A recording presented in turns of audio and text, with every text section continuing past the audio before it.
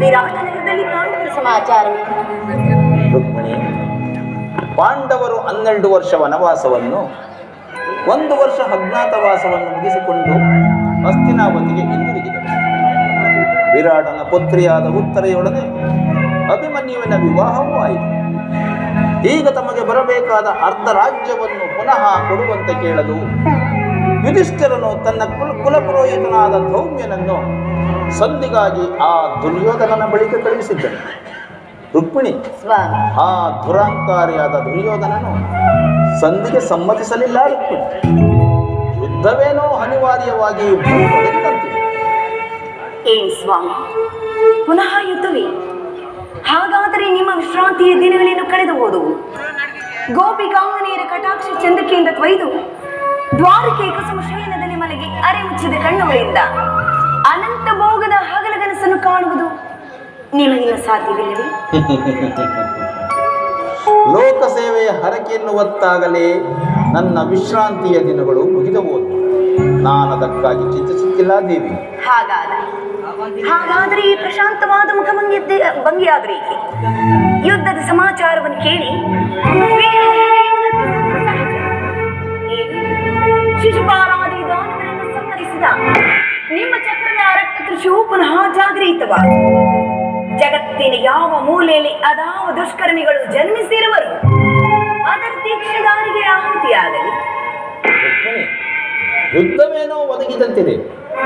ಆದರ ಯುದ್ಧದಲ್ಲಿ ನಿನ್ನ ಪತಿಯು ನಿರಸ್ತರು. ಆಯುಧಗಳನ್ನು ಧರಿಸಿ ಯಾರ ಪಕ್ಷವಾಗಿಯೂ ಕಾದಾಡುವುದಿಲ್ಲವೆಂದು ಪ್ರತಿಜ್ಞೆ ಮಾಡಿದರು. ಈ ಶಯನಾಗಾರ್ಥವಸ್ತಿಲ್ಲನ್ನು ದಾಟಿದಿರಲು